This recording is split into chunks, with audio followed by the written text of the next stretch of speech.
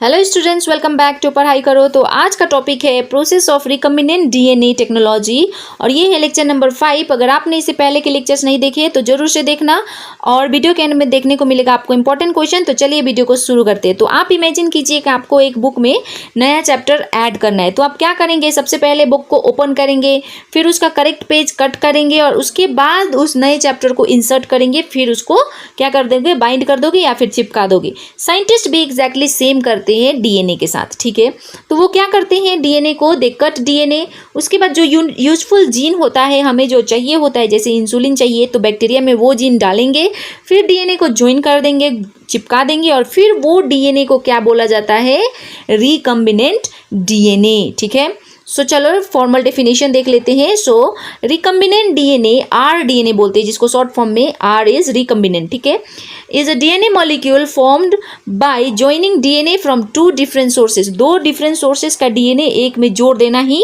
Recombinant DNA कहलाता है। ठीक है, सिंपल मीनिंग की बात करें तो देखो, DNA from one organism plus DNA from another organism, मतलब एक ऑर्गेनिज्म जैसे ह्यूमन का इंसुलिन का जीन बैक्टीरिया में डाल दिया तो एक बैक्टीरिया का डीएनए होगा, एक ह्यूमन का डीएनए होगा।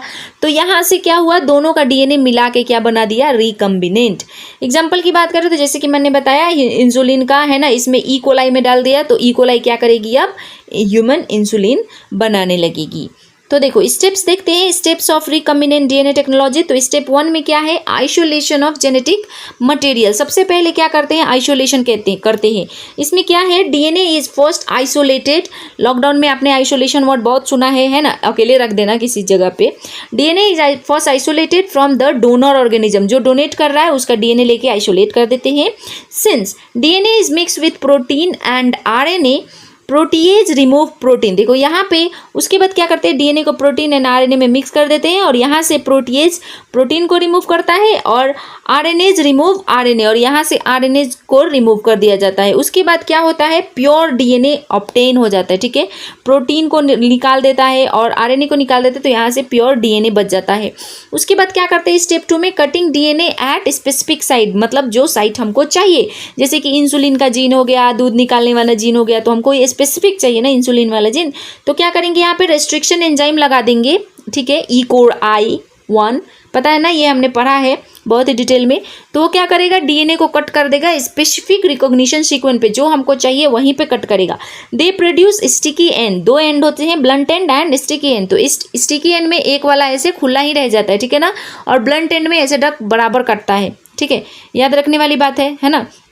तो यहाँ पे जब कट करते हैं डीएनए को तो स्टिकी एंड कर देता है और जिसकी वजह से डीएनए इंसर्शन ईजियर हो जाता है। स्टेप 3 में क्या करते हैं, एम्प्लीफिकेशन ऑफ जीएनए, पीसीआर। इसमें क्या करते हैं, देखो if only a small amount of DNA is available, अगर छोटा सा ही सिर्फ डीएनए अवेलेबल है तो क्या करते हैं, it is copied many time using polymer chain reaction, PCR. PCR का full form is polymer chain reaction. अगर सिर्फ छोटा सा डीएनए का टुकड़ा बचा है, मतलब बता है, तो उसको क्या करते हैं, कॉपी करते हैं, बहुत टाइम कॉपी करेंगे जिससे वो क्या हो, बड़ा हो जाए, राइट, पॉलीमर चेन रिएक्शन है ना। और इसके बारे में हम पीसीआर के बारे में हम डिटेल पढ़ेंगे, आप चिंता मत कीजिए। तो उसके बाद स्टेप 4 क्या करते हैं, लाइगेशन ऑफ डीएनए। यहाँ पे क्या होता है, the desire gene is inserted into plasmid vector. देखो वेक्टर सेक्टर हम सब पढ़ के आए, cloning vector, plasmid vector, PBR 322 सब पढ़ के आए हैं ना। तो अगर हमने इंसर्ट कर दिया तो यहाँ पे क्या करेंगे, अब उसको चिपकाएंगे भी। सो यहाँ पे किसका रोल आता है, डीएनए लाइगेज का। डीएनए लाइगेज जो है वो ज्वाइन कर देता है डीएनए फ्रेगमेंट्स को और यहाँ पे कौन सा बॉन्ड फॉर्म करता है, फॉस्फोडाइस्टर बॉन्ड। ठीक है ना, जिसके चिपकते ही क्या बन जाता है, रिकम्बिनेंट डीएनए बन जाता है। और उसके बाद स्टेप 5 में क्या करते हैं, देखो स्टेप 5 में क्या करते हैं, इंट्रोडक्शन इनटू होस्ट सेल, और जिसमें जैसे कि बैक्टीरिया में डालना होगा तो क्या करेंगे, the recombinant plasmid is transfer into competent host cell, competent host cell. ठीक है ना, this process is called transformation के थ्रू डाल देते हैं। यहाँ पे कौन सा होस्ट यूज होता है, स्केरियासी कोलाई, मोस्ट कॉमनली होता है ई कोलाई। ठीक है, और स्टेप 6 में क्या होता है, सिलेक्शन ऑफ रिकम्बिनेंट्स। देखो अब सारे बैक्टीरिया रिसीव नहीं कर सकते रिकम्बिनेंट, तो यहाँ पे क्या करते हैं, साइंटिस्ट क्या करते हैं, आइडेंटिफाई करते हैं कि रिकम्बिनेंट बैक्टीरिया कौन है उसमें, थ्रू सिलेक्टेबल मार्कर्स। ठीक है, ये सिलेक्टेबल मार्कर हमने पिछले ही वीडियो में पढ़ा है, through ampicillin resistance and tetracycline resistant, TET-R, ठीक है ना। उसके बाद ऑप्शन स्टेप 7 क्या होता है, ऑब्टेनिंग द डिजायर्ड प्रोडक्ट। उसके बाद जब recombinant bacteria multiply and produce the desired protein, देखो जब रिकम्बिनेंट बैक्टीरिया में वो डाल दिया हमने रिकम्बिनेंट DNA, तो वहाँ पे क्या होगा, ये रिकम्बिनेंट DNA जो है वो बैक्टीरिया मल्टीप्लाई करेगी और साथ ही साथ हमें जो चाहिए प्रोड्यूस करेगी desired protein.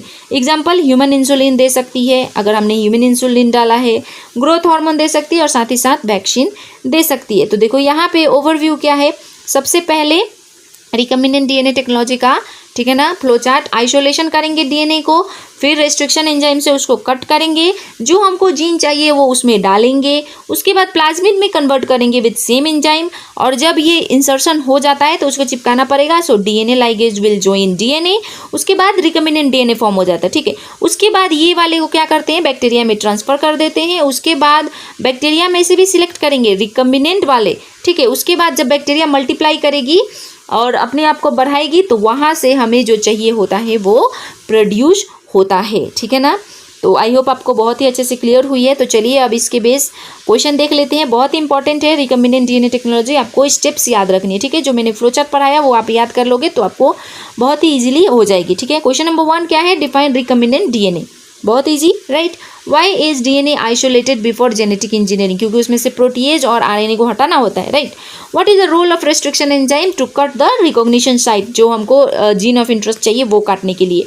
Y are sticky ends useful, sticky end की वजह से इंसर्शन ईजी हो जाता है। State the function of DNA ligase, function क्या है, चिपकाने का काम है ना, चिपकाना। व्हाट इज ट्रांसफॉर्मेशन, ये क्या है, जब हम रिकम्बिनेंट DNA को होस्ट सेल में डाल देते हैं। Why are selectable marker use, क्यों यूज करते हैं।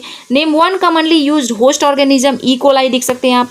Draw the flow chart of recombinant DNA technology, ये मैंने फ्लो चार्ट तो अभी दिखाया था आपको, वो याद कर लेना बाय हार्ट, ठीक है। क्वेश्चन नंबर 10 क्या है, explain how recombinant bacteria produce human insulin, recombinant bacteria जो है वो ह्यूमन इंसुलिन को कैसे प्रोड्यूस करता है आपको वो बताना है, ठीक है।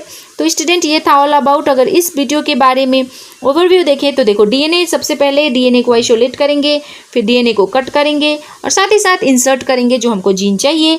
उसके बाद DNA लाइगेज आएगा अपना, चिपकाएगा, फिर इसको बैक्टीरिया में डाल देंगे और जब बैक्टीरिया में डाल देंगे बैक्टीरिया मल्टीप्लाई करेगी तो वो हमको जो चाहिए वो देती है, ठीक है। ये चैप्टर का, ये वीडियो का ओवरव्यू है। आई होप आपको वीडियो बहुत ही अच्छे से समझ आई है। अगर वीडियो अच्छी लगी है तो वीडियो को लाइक करके चैनल को सब्सक्राइब करना ना भूलना और अपने दोस्तों के साथ जरूर से शेयर करना, उन लोगों का भी भला हो जाए, है ना। तो चलिए मिलती हूँ अपने नेक्स्ट वीडियो में, तब तक के लिए बाय, ऑल द बेस्ट।